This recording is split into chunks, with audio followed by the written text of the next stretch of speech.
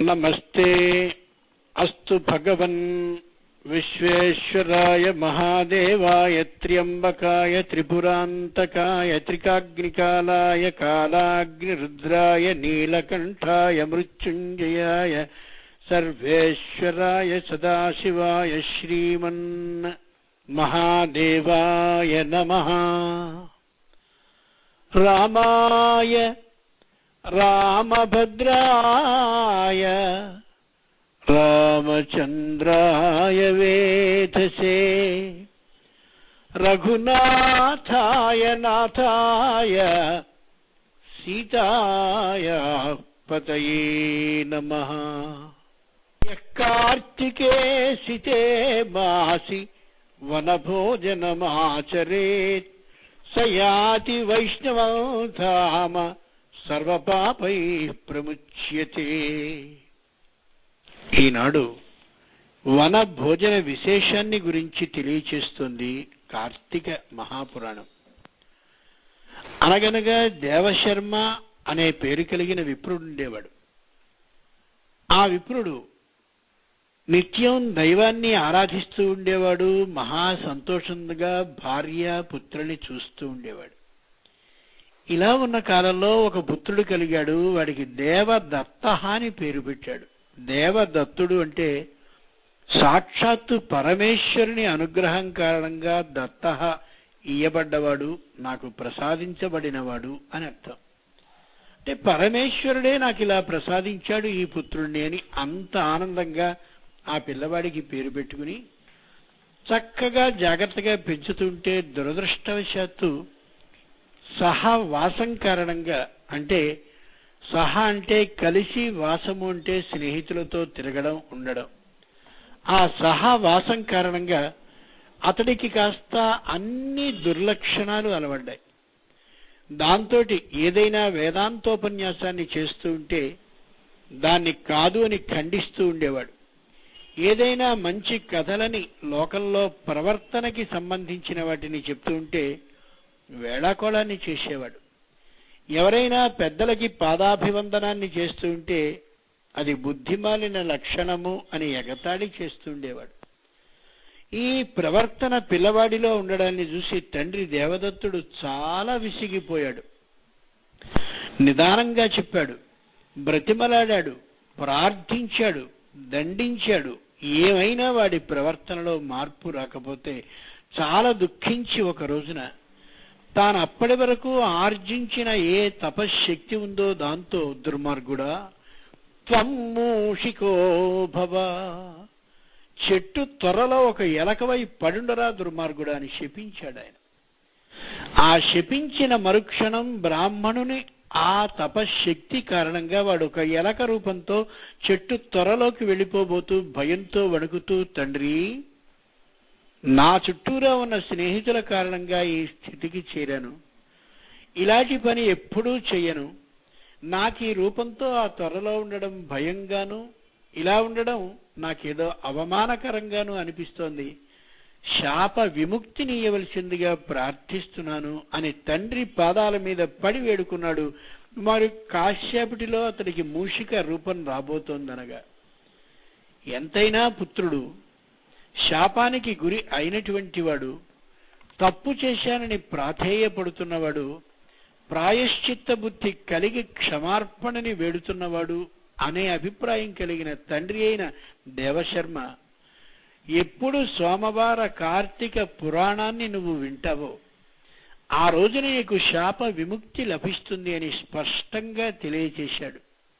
అయితే మూషిక రూపాన్ని తొలగించగలిగిన శక్తి తన దగ్గర తపశ్శక్తి ద్వారా ఉన్నప్పటికీ కూడా తప్పు చేసిన వాడికి తగినంత శిక్ష విధించాలనే ఆలోచన కలిగిన దేవశర్మ తన శాపాన్ని మాత్రం ఉపసంహరించుకోలేదనేది ముఖ్యమైన అంశం. అలా చెట్టు త్వరలోనే జీవించసాగాడు ఈ దేవ దత్తుడనే పేరు కలిగిన పుత్రుడు ఎలక రూపంలో. ఇలా కొద్ది కాలం గడుస్తూ ఉంటే మరికొంతకాలానికి ఎవరో కార్తీక మాసం రాగానే ఎందరో కొందరు అక్కడికి వచ్చి సాక్షాత్తు శివుని యొక్క లింగానికి అభిషేకాన్ని చేసి వన భోజనాలు చేయాలనే ఆలోచనతో అక్కడ కూర్చుని అందరూ కార్తీక వ్రత పురాణాన్ని వింటున్నారు, కార్తీక మాస పురాణాన్ని.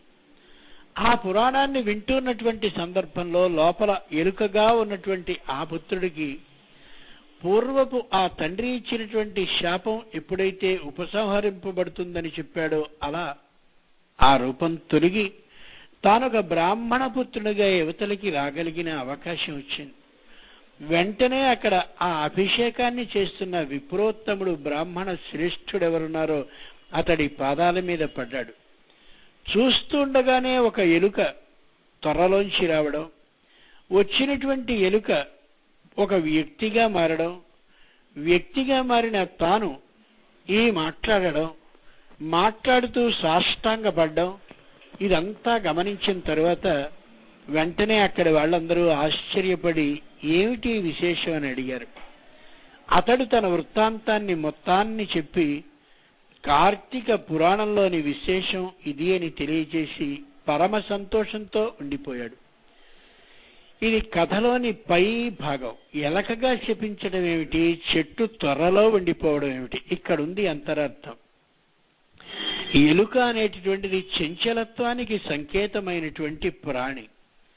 లోకంలో ఏ ప్రాణి అయినా కాసేపైనా జాగ్రత్తగా ఉంటుంది, కదలిక లేకుండా ఉంటుంది. కానీ ఎలుక మాత్రం నిరంతరం చంచలిస్తూనే ఉంటుంది, చంచలంగానే ఉంటుంది తప్ప ఎప్పుడూ చంచలంగా లేకుండా ఏ క్షణకాలం కూడా ఉండదు.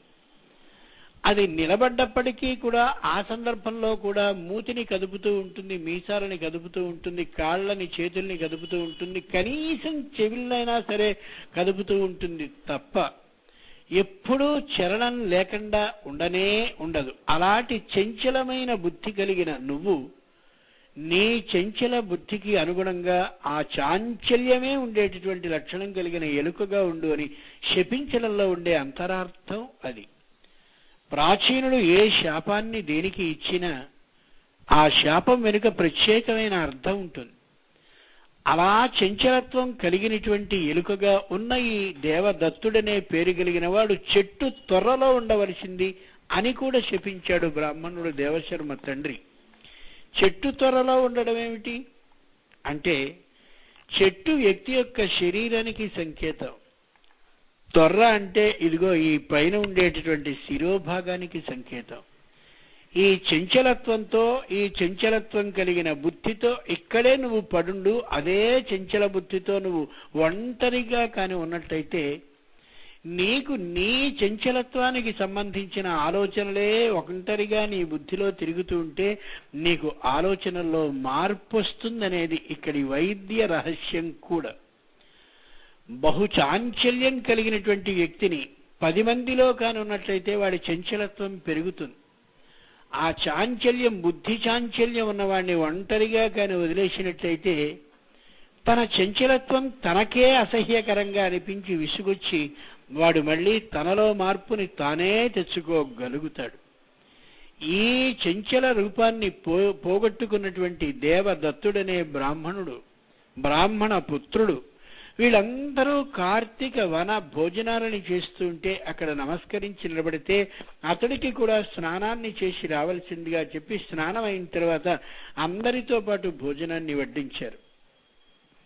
అప్పుడు తనలో తనకి యథార్థమైన బ్రాహ్మణ ధర్మం ప్రవేశించినటువంటి దేవ దత్తుడనే ఈ పుత్రుడు సంపూర్ణమైన వన భోజన విశేషాన్ని చెప్తాడు కార్తీక మాస పురాణంలో. నెలకి 12 సంవత్సరానికి 12 నెలలున్నా 12 నెలల్లోనూ కూడా కార్తీకంలోనే వనభోజనాన్ని చెయ్యాలి ప్రారంభించాడు దేవదత్తుడు. ఎందుకని? చైత్ర వైశాఖాలు 2 మాసాలు ఉన్నాయి, దీన్ని వసంత ఋతువు అంటారు.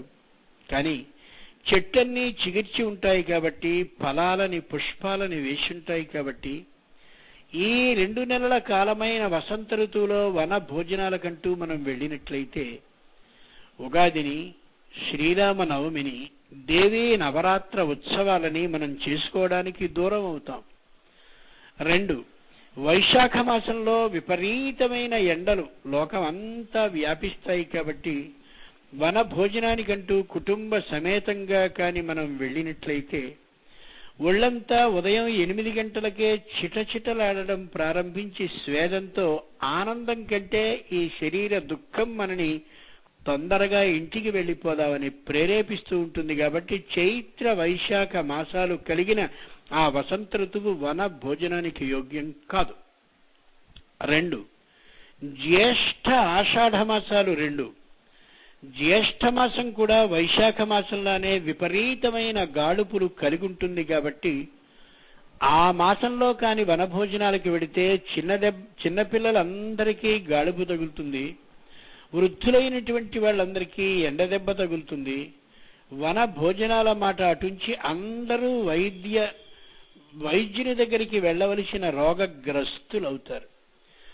ఆషాఢ మాసం కాని వచ్చినట్లయితే తొలకరి చక్కటి వర్షం కురుస్తుంది. కాబట్టి వెంటనే పొలాలలోనికి నాగళ్ళని వేసుకుని అరక దున్నడానికి వెళ్ళవలసిన కాలం. కాబట్టి అప్పుడు వనభోజనాలంటూ పెట్టినట్టయితే ఏ సంవత్సర కాలం పాటు సంపూర్ణమైన వ్యవసాయాన్ని చేసుకోవడమే తమ వృత్తిగా కలిగిన ప్రజలో వీరందరూ ఆ ప్రధానమైన జీవిక అంటే ఆ వృత్తిని కోల్పోయిన వాళ్ళు అవుతారు. కాబట్టి ఆషాఢం కూడా యోగ్యమైంది కాదు అన్నారు. ఈ జ్యేష్ఠ ఆషాఢ మాసాలు 2కి గ్రీష్మ ఋతువు అని పేరు. తరువాతిదైన శ్రావణ భాద్రపదాలు 2కి వర్ష ఋతువని పేరు. ఎప్పుడు దిమ్మరించి కురుస్తుందో తెలియనటువంటి మేఘాలు ఆకాశంలో అలా వ్యాపించి ఉండడం, నల్లని రూపంతో భయపెడుతూ ఉండడం, అకస్మాత్తుగా కుంభవృష్టిని కురిపించడం ఈ 2 మాసాల లక్ష్యము. కాబట్టి ఈ వర్ష ఋతువులో ఏ విధంగానూ వనభోజనాలు సాధ్యపడే అంశం కాదు, ఎవరికీ అనుకూలం కాదు. దాని తరువాతివైన 2 మాసాలు ఆషాఢం, ఆశ్వేజం, కార్తీకం. ఆశ్వేజ మాసంలో ప్రారంభపు 10 రోజులు కూడా విజయదశమి ఉత్సవాలనే పేరిట శరన్నవరాత్రులంటూ అమ్మవారికి ఉత్సవాలని చేస్తాం.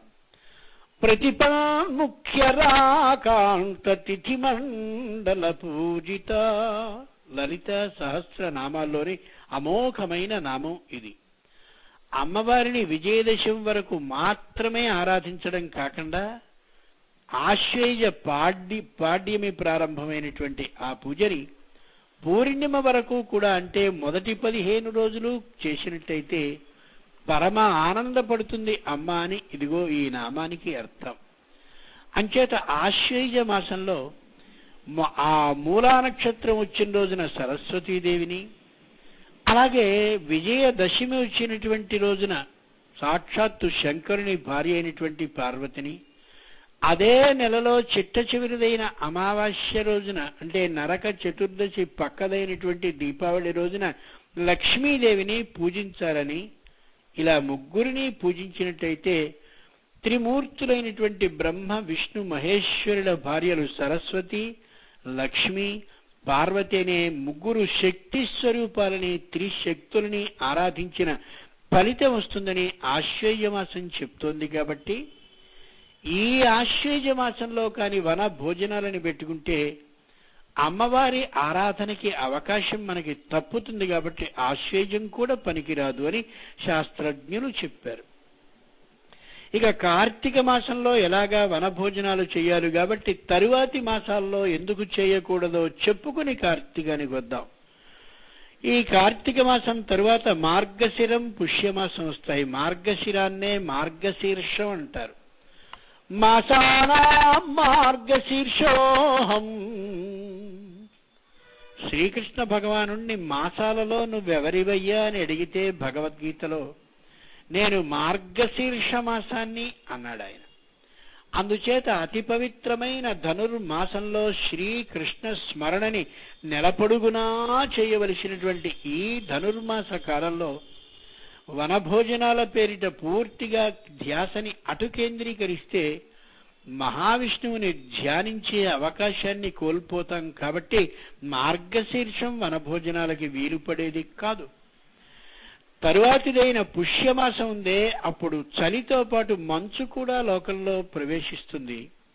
ఈ మార్గశీర్ష పుష్యమాసాలు 2ని హేమంత ఋతువు అని పిలుస్తారు. కాబట్టి చలితో పాటు మంచు ప్రారంభమై ఇప్పుడు వనభోజనాలకు కాని వెళ్ళినట్టయితే ఖచ్చితంగా ఆరోగ్య భంగం కలుగుతుంది. కాబట్టి ఈ 2 నెలలు కూడా అనుకూలం కాదన్నారు. ఇక తరువాతిదైన మాఘ పాల్గొన మాసాలు 2 ఉన్నాయి. ఈ రెంటిని శిశిర ఋతువు అని పిలుస్తారు. ఈ శిశిర ఋతువులో విపరీతమైన మంచు కురుస్తూ ఉంటుంది, పగలు రాత్రి భేదం లేకుండా. మధ్యాహ్నం 4-5 సాయంత్రం దాదాపు పడుతోంది అనగానే మంచు చల్లగా ప్రారంభమై శరీరం నిండుగా తాగుతూ ఆరోగ్య భంగాన్ని కలిగించేటటువంటి నెలలు ఈ 2 కూడా. అంతేకాక ఏ వనభోజనాలని ఆనందకరంగా చేయాలో అలాంటి సందర్భంలో ప్రకృతిలో ఇది శిశిర ఋతువు కాబట్టి చెట్లన్నీ ఆకులు రాలుస్తూ కనిపిస్తాయి.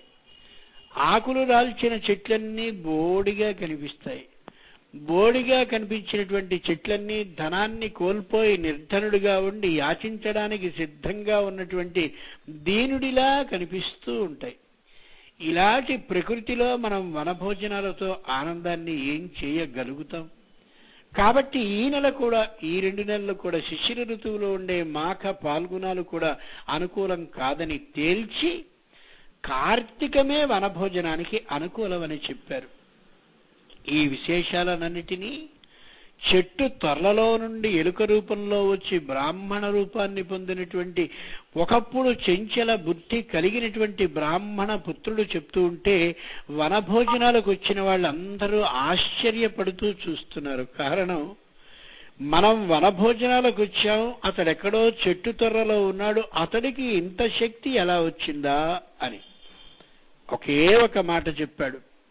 కార్తీక వన భోజన విశేషాన్ని మహాపండితుడు చెప్తూ ఉండగా విని ఎలుక రూపంలో ఉన్నటువంటి నేను ఆ బుద్ధి విశేషాన్ని అంతటినీ కూడా నాలో నిక్షిప్తం చేసుకుని మీరివేళ కార్తీక పురాణాన్ని చదువుతూ ఉన్నటువంటి వేళ తిరిగి దాన్ని చెప్తున్నాను తప్ప ఇది నా గొప్పతనం కానే కాదు అని.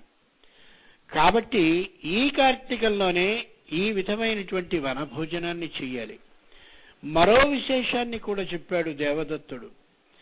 ఒక పెద్ద ఆయన, ఎవరైనా వయస్సులో ఉన్నటువంటి ఆయన, బాగా వయసు ఉన్నటువంటి ఆయన ఈ కార్తీక మాసంలో వనభోజనానికి ఖచ్చితంగా వచ్చి తీరాలి. ఈ సమూహంతో వచ్చి ఆ శ్రావణ భాద్రపద మాసాలు 2లోనూ కురిసినటువంటి వర్షం ఏదైతే ఉందో ఆ వర్షానికి మొలకలన్నీ బాగా వచ్చి నేల మీద మొన్న ఉన్నటువంటి మొక్కలన్నీ అలా ఎదిగితే అందరినీ పిలిచి, ఇదిగో ఇది కనిపిస్తోంది చూసావా ఈ మొక్క, దీన్ని కొండపిండి అంటారు. దీనికే పాషాణ భేది అని సంస్కృతంలో ఒక పేరు. ఇది మూత్రపిండాలలో ఉన్నటువంటి రాళ్లని తొలగించగలిగిన శక్తివంతమైన వృక్షం. ఇది నేల మీద అలా పాకుతూ పాకుతూ చాలా పెద్దగా అవుతుంది. ఈ ఆకులతో కాని పప్పు చేసుకుని తిన్నట్లయితే మూత్రపిండాలలోని రాళ్లు స్వచ్ఛంగా కరిగిపోతాయి కొన్నాళ్ళకి. ఇదిగో ఈ పక్క కనిపిస్తోంది చూసావా, ఇది బిల్వవృక్షం మారేడు. ఈ మారేడు ఆకుల రసాన్ని రోజు ఒక్కొక్క చుక్క చొప్పున తాగినట్టయితే జీర్ణక్రియ సంపూర్ణంగా జరిగి శరీరంలో అనవసర పదార్థం సుఖంగా శుభ్రంగా బయటికి నెట్టబడుతుంది. ఈ కనిపించే వృక్షం ఉందే, దీనికి వేప అని పేరు. ఈ వృక్షం యొక్క గాలి ఎంత శరీరానికి తగిలితే అంతగా శ్వాస నాళిక శుభ్రపడుతుంది. ముక్కులో ఏ విధమైనటువంటి కొయ్యకండలు పెరగడం గాని, ఊపిరితిత్తులకి చిల్లులు పడడం గాని, ఏ విధమైనటువంటి శ్వాస నాళానికి సంబంధించిన వ్యాధులు రావడం కాని ఉండనే ఉండదు. అభుక్త్వామలకం పథ్యం భుక్త్వా తు బదరీ ఫలం కపిత్థం సర్వదా పథ్యం కదలీ న కదచన అభుక్త్వా అమలకం పథ్యం. మీరందరూ కూడా ఉసిరి చెట్టు నీడలోనే భోజనాన్ని చెయ్యాలని కార్తీక మాస ఈ పురాణం తెలియజేస్తుంది చూశారా. ఎందుకని అంటే అభుక్త్వామలకం పథ్యం,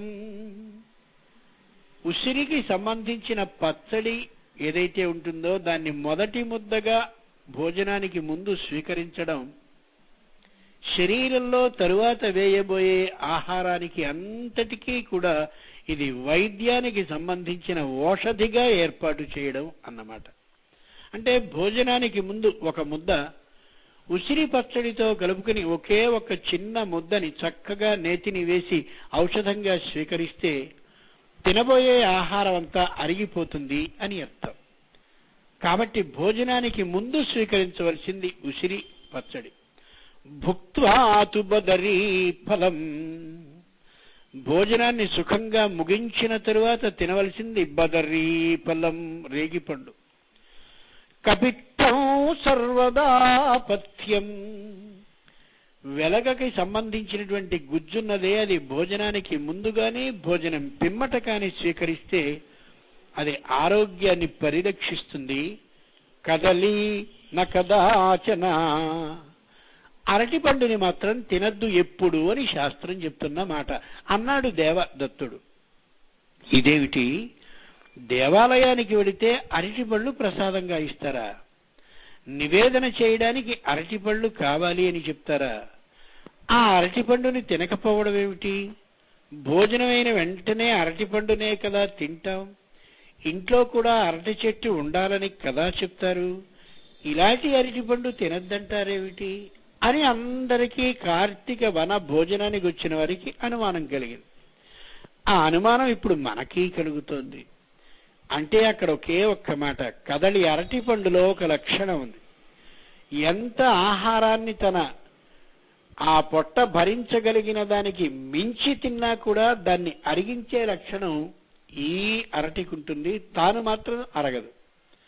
కాబట్టి అరటి పండుకి ఎంత ఆహారాన్నైనా అరిగించే లక్షణం ఉంటుంది, తాను మాత్రం అరగకుండా ఉంటుంది. అందుకనే 2 లేదా 3 అరటిపళ్ళు తినగానే కడుపు బరువైపోతుంది.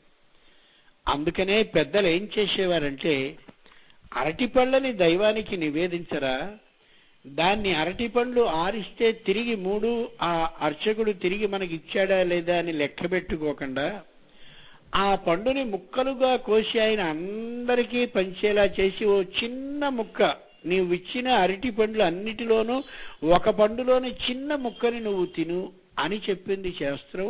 ఆయన చెప్తారు అర్చకులు. ఎందుకని? నువ్వు తినినటువంటి ఆహారం జీర్ణం కావడానికి ఇంత ముక్క ఔషధ రూపంగా పనిచేయగలిగిన గుణం కలిగిన ఫలం అరటి అని చెప్తూ, ఇటువంటి రహస్యాలన్నీ ఎప్పుడు తెలుస్తాయి, ఎక్కడ తెలుస్తాయి అంటే వన భోజనం పేరిట ఒకచోట చేరినప్పుడు. ఇక ఇది వైద్య ప్రయోజనం అయితే దేవదత్తుడు చెప్తున్నాడు వేదాంత ప్రయోజనం కూడా ఇక్కడ ఉంటుందని. మాగచ్చత్వమితస్తతో గిరిశభో మయేవ వాసం కురు స్వామిన్నాది కిరాత మామక మనఃకాంతార సీమాంతరే వర్తంతే బహవో మృగా మదజుషామాశ్చర్య మోహాదయ తాన్ హత్వా మృగయా వినోదరుచిత లాభంచ త్వం ప్రాప్స్యసి. ఏ కార్తీక మాసానికి అధినాయకుడు అయిన శంకరుడా నువ్వున్నావో, నువ్వు కిరాత వేషాన్ని ఒకప్పుడు ధరించావో, ఆ కిరాతుడు అయినటువంటి నువ్వు ధనుస్సులో బాణాన్ని పెట్టి ఎవరెవరినో కొట్టడం ఎందుకయ్యా? నా మనసు అనే అరణ్యంలో కామ క్రోధ లోభ మోహ మద మాత్సర్యాలని 6 జంతువులు విపరీతంగా సంచరిస్తున్నాయి. ఆ బాణాన్ని ఎక్కుబెట్టి ఈ మనసనే కాంతారంలో ఉండేటటువంటి ఈ 6 జంతువులని కొట్టవయ్యా, నేను ఎంత సంతోషంగానో సుఖంగానో నా జీవితాన్ని గడపగలుగుతాను అని ఇక్కడి వేదాంత విశేషం గోచరిస్తుంది. ఇలాంటి కార్తీక వన భోజన విశేషంలో ఈ నెలలోనే ఎందుకు రావాలి? వేదాంత ప్రయోజనం ఏమిటి? సామాజిక విశేషమేమిటి? వైద్య రహస్యమేమిటి? ఇవన్నీ ఇలా తెలియచేస్తున్న దేవదత్తుడికి అందరూ నమస్కరించి కార్తీక పురాణాన్ని శ్రద్ధగా వినగలిగామనే ఆనందంతో భోజనాలు చేసి పరమేశ్వరుని యొక్క అనుగ్రహాన్ని పొందినట్లుగా భావించి తిరిగి వెళ్లారు. ఇది 4వ రోజు నాటి ఈ కార్తీక మహాపురాణ కథ.